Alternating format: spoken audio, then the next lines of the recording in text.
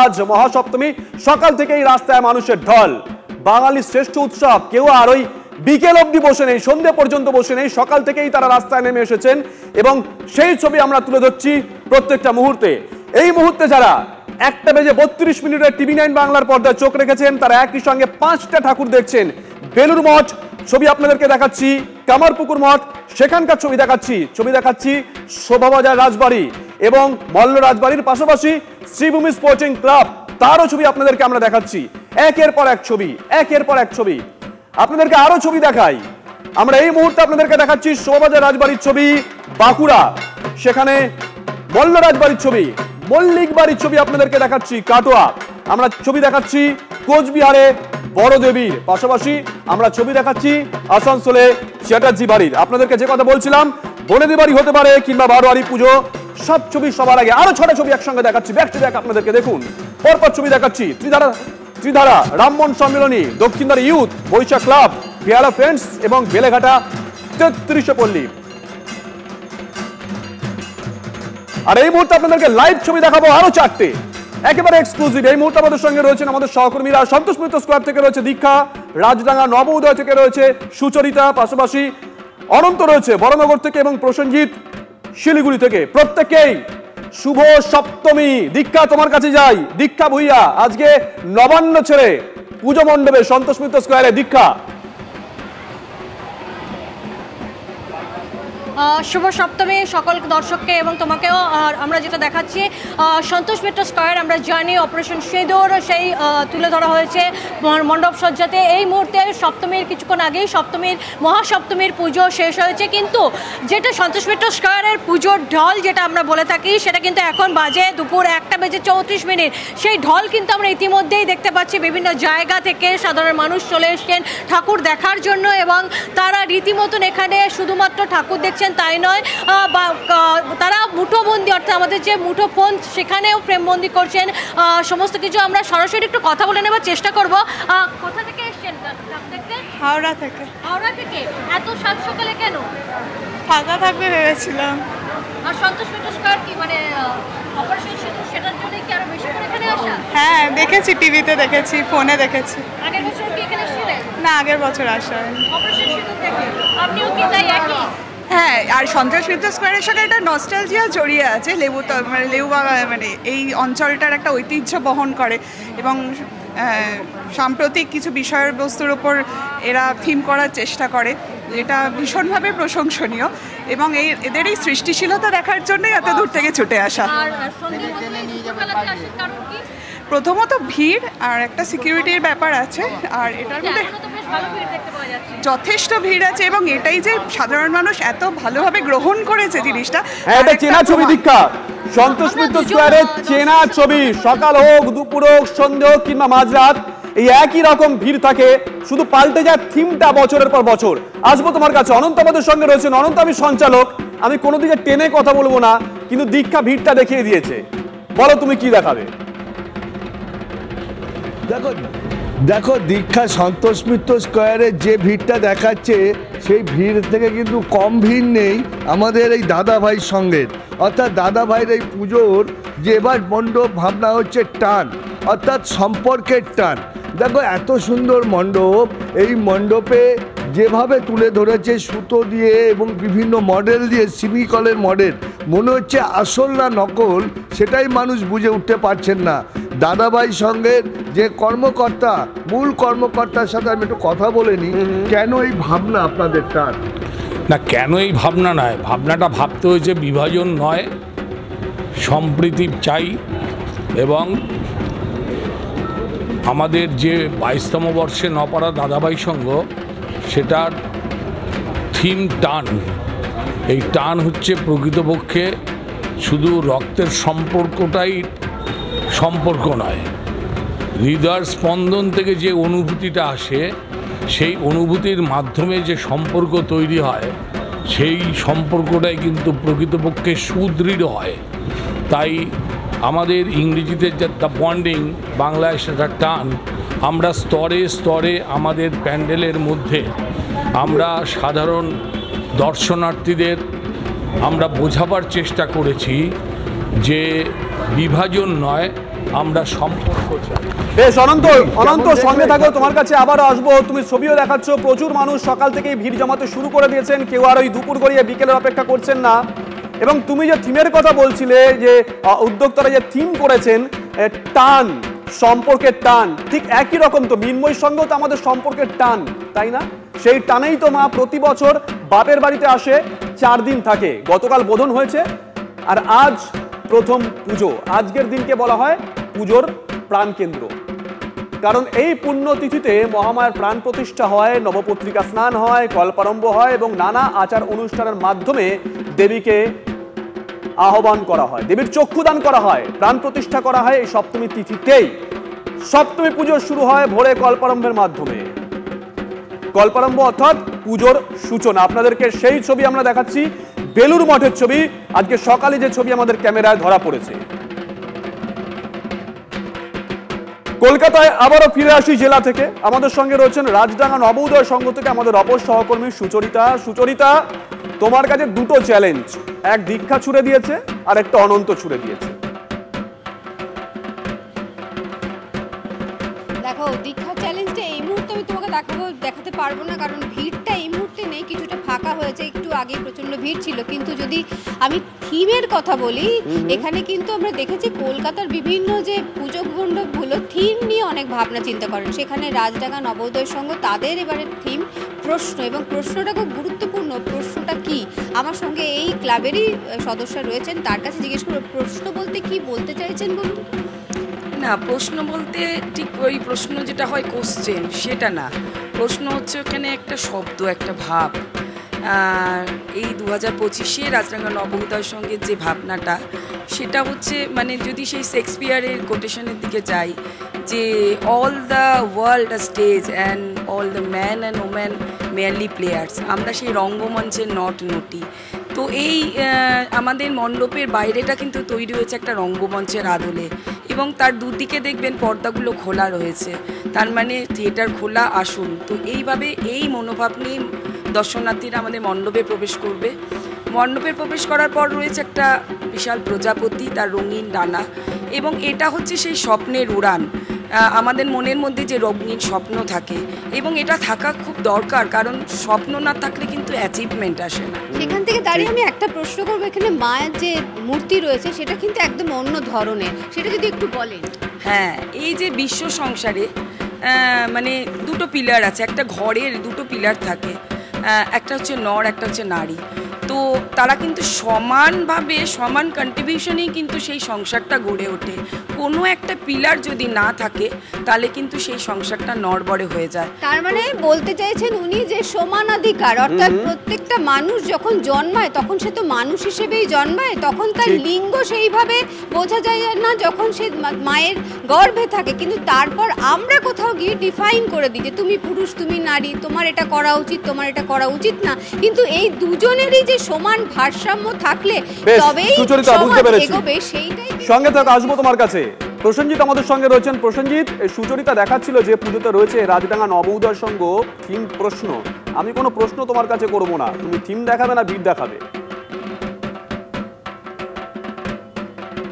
দেখো, মহাসপ্তমীর দুপুর এবং রাতের অপেক্ষা না করে ইতিমধ্যে কিন্তু প্রচুর মানুষ বেরিয়ে পড়েছেন এবং বাইরে যথেষ্ট উত্তাপ ঝরছে। তার মাঝেও কিন্তু লোকের ঠাকুর দেখার বিরতি নেই, পাছে কোনো ঠাকুর মিস হয়ে যায়। যারা এসছে তাদের সঙ্গে আমি একবার কথা বলার চেষ্টা করি। দিদি, নাম কি, কখন এসছেন, কটা পুজো দেখলেন?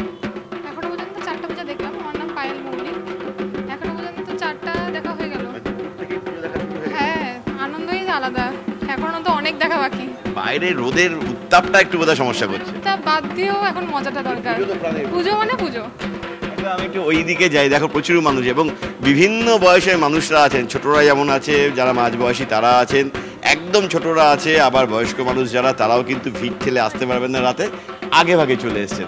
একবার কথা বলি, দিদি কোথা থেকে এসছেন? শিলিগুড়ি, রবীন্দ্রনগর। কটা পুজো দেখলেন?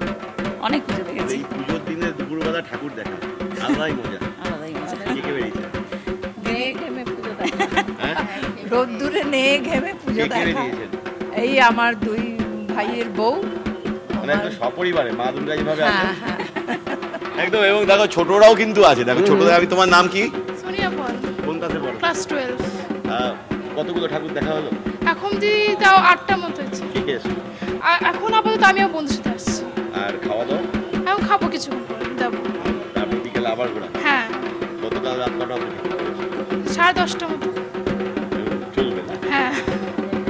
দেখতেই পাচ্ছ প্রচুর মানুষ কিন্তু ইতিমধ্যে আসছেন এবং একদমই তাই। আমরা সেই ছবি দেখছি, কলকাতা হোক বা জেলা, সকাল থেকেই কিন্তু বেরিয়ে পড়েছেন আমজনতা ঠাকুর দেখতে। কেউ আর ওই বিকেল বা বিকেল করে সন্ধ্যের অপেক্ষায় নেই এবং আবহাওয়া এখনো পর্যন্ত কোনো জায়গাতে উত্তরবঙ্গ বা দক্ষিণবঙ্গ কোনো জায়গাতেই প্রতিকূল নয়, অনুকূলই বলা চলে। বেদান্ত মতে মহাসপ্তমীর পুজো বেলুর মঠে, নিয়ম নিষ্ঠা ভরে করাবো স্নান, দেবীর প্রাণ প্রতিষ্ঠা। ছবি দেখুন।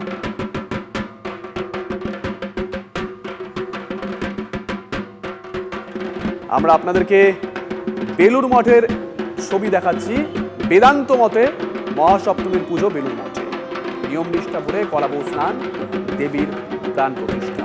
আজ প্রথম পুজো, গতকাল দেবীর বোধন হয়েছে, আজকে সকালেই দেখলাম নবপত্রিকা স্নান, তারপরেই দেবীর আরাধনা। কামারপুকুরের ছবি এবার আপনাদেরকে আমরা দেখাচ্ছি। কামারপুকুর রামকৃষ্ণ মঠে দুর্গাপুজো দেখতে ভিড় জমিয়েছেন দেশ বিদেশের বহু মানুষ। বিশেষ পুজো পাঠের পাশাপাশি ভক্তদের জন্য প্রসাদের ব্যবস্থাও করা হয়েছে।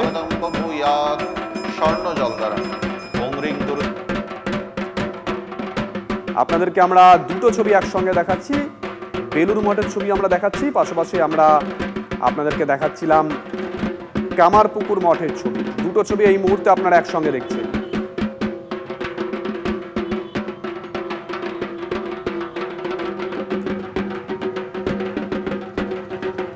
বারোয়ারি পুজোর দিকে নজর রাখবো। 48 বছরে দমদম পার্ক তরুণ সংঘের পুজো, এবার তাদের থিম ছাপ। প্রতিমা থেকে মণ্ডপ, অনন্যতার রূপ। TV9 বাংলা বিশেষ সম্মান পেল দমদম পার্ক তরুণ সংঘ।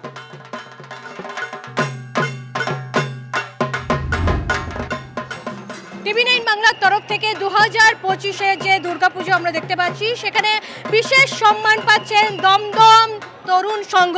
আমরা তাদের হাতে সেই পুরস্কার তুলে দিচ্ছি, বিশেষ সম্মানটি তুলে দিচ্ছি। অসাধারণ লাগছে, খুব আনন্দিত TV9 বাংলা থেকে আমরা এই পুরস্কারটা পাওয়াতে।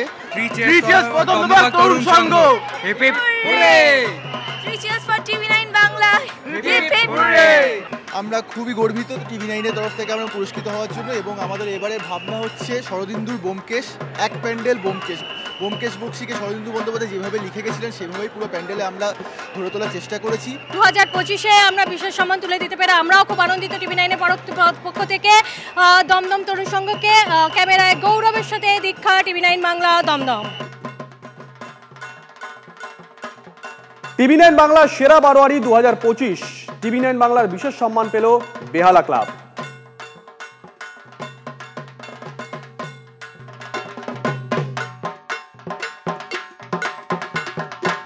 এই মুহূর্তে আমরা রয়েছি বেহালা ক্লাবে, তাদের হাতেও আমরা তুলে দিচ্ছি বিশেষ সম্মান, অর্থাৎ TV9 বাংলার বিশেষ সম্মান।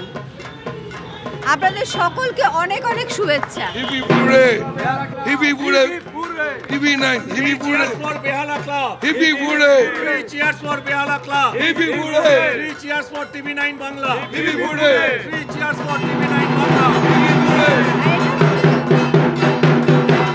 খুব আনন্দ হচ্ছে যে TV9 থেকে আমরা এরকম একটা পুরস্কার পেলাম এবং আমরা আশা করছি আপনাদের মাধ্যমে সারা পশ্চিমবঙ্গে যে প্রচার হবে এবং বিশেষ করে কলকাতা এবং তার চারদিকে যে প্রচারটা হবে সেই প্রচারে আমাদের এই মণ্ডপে বিশাল মানুষের একটা ঢল নেমে আসবে।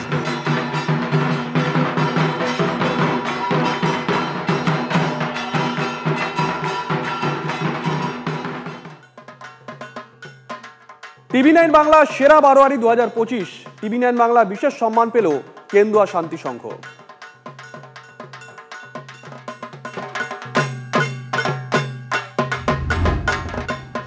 TV9 বাংলার যে বিশেষ সম্মান সেটা আমরা তুলে দিচ্ছি কেন্দুয়া শান্তি সংঘের হাতে। প্রথমেই জানতে চাইবো যে এই যে বিশেষ সম্মান আপনারা পাচ্ছেন, আপনাদের কেমন লাগছে TV9 বাংলার কাছ থেকে সম্মান পেয়ে? যে কোনো পুরস্কার পেতে তো সকলেরই স্বীকৃতি হিসেবে ভালোই লাগে এবং TV9 বাংলাই বোধহয় বাকি ছিল, বাকি সমস্ত মিডিয়ার পুরস্কার এবছর আমাদের ঝুলিতে এসছে এবং সুশান্ত শিবানী পালের একটা অনবদ্য সৃষ্টি এবার কলকাতার মানুষের কাছে উপস্থাপিত হয়েছে।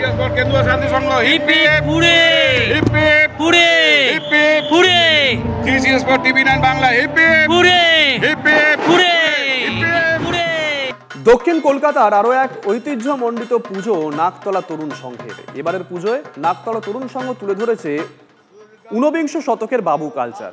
সেই সোনালী সময়ের পুজো সংস্কৃতি উঠে এসেছে এবারের এই পুজো মণ্ডপে, যেখানে একই সঙ্গে উঠে এসেছে ভক্তি, বিলাসিতা আর সংস্কৃতি চর্চা।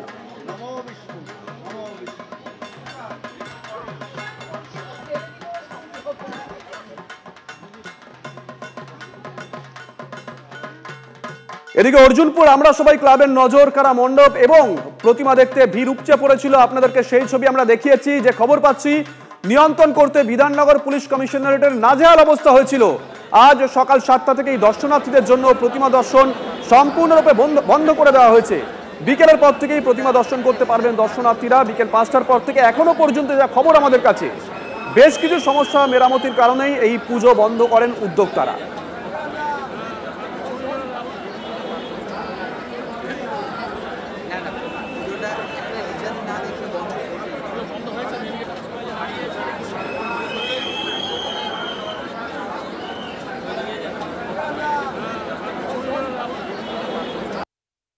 আমাদের পূজা মণ্ডপের গেট বন্ধ রয়েছে, সুতরাং কোনো দর্শককে এখানে ভেতরে প্রবেশ করাবেন না। দর্শনার্থীদের কোনো প্রবেশ করাবেন না, কারণ আমরা যতক্ষণ পর্যন্ত না গেট খোলা হচ্ছে ততক্ষণ পর্যন্ত কোনো দর্শনার্থীদের এখানে প্রবেশ করাবেন না। আমাদের পূজা মণ্ডপে কাজ চলছে, কাজ কমপ্লিট হলে আমরা আবার ঘোষণা করে দেবো। মহালয়ার পর থেকেই উত্তরের অন্যতম জনপ্রিয় পুজো অর্জুনপুর আমরা সবাই ক্লাবে মানুষের ভিড় ছিল চোখে পড়ার মতো। তার কারণ প্রতি বছরের মতোই তাদের থিমের চমক। এবছরের থিম নজর কেড়েছে মানুষের।